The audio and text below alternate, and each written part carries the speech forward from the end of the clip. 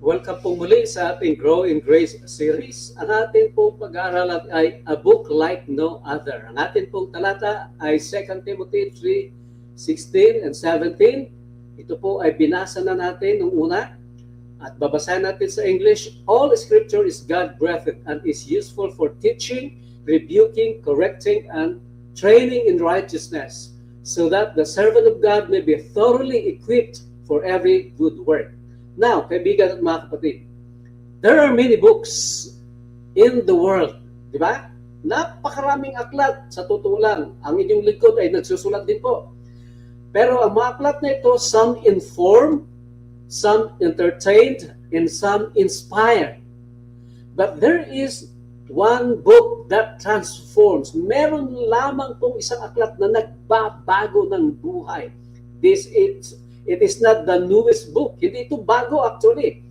Hindi ito yung maikling aklat. It is not the easiest book. But it is a book like no other. Kaya nga po, ay gusto pong tingnan natin. I want us to see why the Bible stands unique in history and why it must stand central in our lives. Actually, meron pong ilang mga reasons. Una, that the Bible, sabi po, a book in its formation. Now, alam naman po natin that the Bible did not fall from heaven, leather bound. No? It was written over 1,500 years and by around 40 different authors on 3 continents and in 3 languages. Ano po? Yung tinatawag nating Hebrew, Greek, at yung Latin, Vulgate, sabi nila. But authors included, ang mga authors ito katulad ng mga shepherd like David, a prophet like Isaiah, a fisherman like Peter, and a physician katulad ni Luke. At maliban dyan, a persecutor, turned apostle like Paul the Apostle. Kaya nga po, kung titingnan natin, despite different personalities, cultures, and centuries, the message is unified. Kung babasahin natin from Genesis to Revelation, one story unfolds. Ano po sinasabi dito? Mula Genesis hanggang Revelation, creation, yung pagkabagsak sa kasalanan, pagkahulog sa kasalanan, redemption, o yung pagligtas sa pamamagitan, and restoration. So, lahat ng authors na ito, magkaiba-ibang kapanahunan, pero iisa ang tinutukoy. Despite different personalities, cultures, and centuries, the message is unified. Imagine, tingnan niyo po, 40 authors from different countries writing one book over 1,500 years. And it perfectly tells one consistent story. That would be impossible without divine orchestration. Mahirap yun, di ba? Siyempre, in the 1,500 years span, iba-ibang mga authors, iba't ibang background, iba't ibang kultura, pero iisa ang sinasabi nila. Hindi yan mangyayari without divine orchestration. That is why Paul says, all Scripture is God-breathed. Ang lahat ng kasulatan ay kinasihan ng Diyos. The Bible is not merely human opinion. It is divine revelation. Amen? Second reason,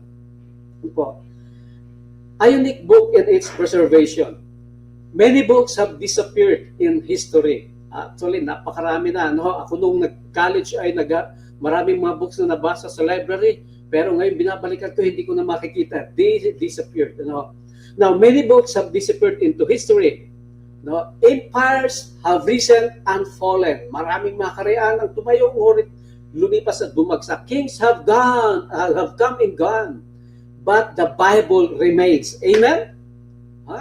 Ang salita ng Panginoon, mga kaibigan, mga kapatid, it survived persecution, burning, government bans, and intellectual attacks.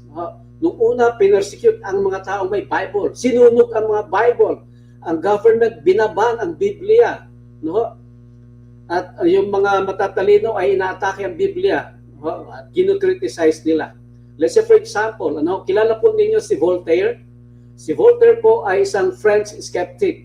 Isang araw, sabi po niya, Christianity would disappear within 100 years. Yun ang sabi niya. ang Kristyanismo daw po ay mawawala sa loob ng 100 taon. Alam niyo po ang nangyari mga kaibigan, mga kapatid? Instead, years after his death, lumipas ang mga taon pagkatapos siyang mamatay, yung kanyang sariling bahay mismo ay ginamit para mag-print ng Bible. See? Anong prediction niya? Wala. Hindi nangyari. Bakit po? Sabi ng Isaiah 40 verse 8, the grass withers and the flowers fades, but the word of God stands forever. Amen? Because when God breathes something, no empire can silence it. Number 3, this is a unique book in its power. Sabi nga po ng Hebrews 12, ng 4:12, ang salita ng Diyos ay buhay at mabisa, mas matalas kaysa linmang tabak na sa magkabilay may talim. Ito'y tumatagos maging sa kaibuturan ng kaluluwa at espiritu ng mga kaspasuan at buto at nakakaalam ng mga iniisip at binabalak ng puso. Wow! Kita nyo ang kapangyarihan ng salita ng Panginoon. Inahalin tulad sa isang tabak na dalawang talim. Ibig sabihin, magkabilaan po yan kahit saan may tama. So ganyan daw po ang salita ng Panginoon. Pero hindi po ito ay pumapatay ng tao. Kundi ito po yan, ang pinapatay ay ang kasalanan ng ating buhay. Tinatapyas, inaalis. Po? At hanggang sa kaliman ng ating mga puso't isipan. Ang sabi nga po ay nakakaalam ng mga iniisip at binabalak ng puso. Ganyan ang salita ng ating Panginoon. The Bible does not just inform the mind, it pierces the heart. Other books may educate you, but the Bible transforms you. Amen? It convicts, it comforts, it corrects, and it changes. Millions testify. Marami pong nagpatotoo na mga addicts. Addicts were set free. Yung mga nasilang mga tahanan, marriages restored. Mga makasalanang katulad ko, sinners redeemed. Broken hearts were healed. Kaya nga po, the Bible is not just a literature. This is life. The love letter from the Lord. Number 4, a unique book in its person. In the Old Testament, the Bible is ultimately about one person, Jesus Christ. Kaya nga po, in the Old Testament, He is promised, the promised Messiah. And in the Gospel, sa Matthew, Mark, Luke, sa Gospel, He is revealed. So pinakilala siya yung Mesiyas. At sa aklat po ng mga gawa or Acts, He is preached, pinangaral. At hanggang ngayon, pinangaral po natin.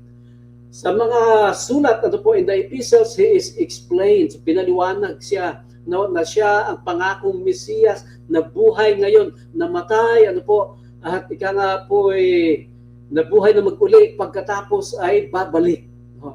And in Revelation, He is glorified. In John 5:39, sabi po, these are the very scriptures that testify about me, ang sabi ng Panginoon. Kaya nga po, the Bible is heaven's love letter, but Jesus is the center of that letter. Alam niyo po, mga kaibigan, mga kapatid, without Christ, the Bible becomes information.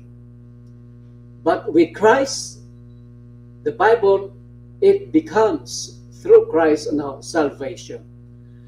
Okay, number 5, mga kapatid, a unique book in its purpose. Paul says in scriptures, sabi po niya, ang banal na kasulatan ay pinagkaloob upang magturo sa atin. It equips us for every good work. So the Bible is not given just to admire. It is given to guide our decision, to shape our character, anchor our faith, and prepare us for eternity. Kaya nga po, mga kaibigan at mga kapatid, owning a Bible does not change you. Kahit na po gaano pa kaganda ang Biblia natin, iba-iba ang translation. Noong una, meron pa akong interlinear Bible, yung iba't ibang translation, at iba-ibang version. Pero mga kapatid, owning a Bible does not change you, does not change me, does not change us. But reading it prayerfully, obey it faithfully, does change. Kaya nga po, the question is not, do you believe the Bible is unique. But the deeper question is, does the Bible have authority in your life? Is it open during the week? Is it trusted in your struggles? Is it applied in your relationships? Is it applied or is it hidden in your heart?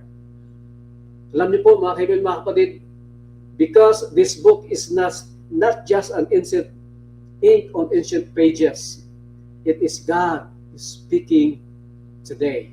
Imagine receiving a letter from someone who loves you deeply. Kaya nga po, babasahin natin yan araw-araw.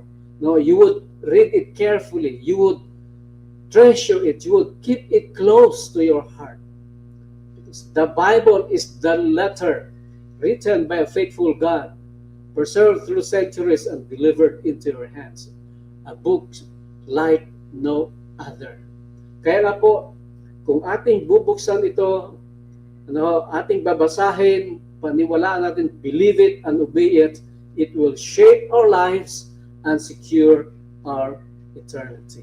Pagpalain po nawa tayo ng Panginoon at patuloy nating basahin ang kanyang mga salita, ang kanyang love letter sa iyo at sa akin.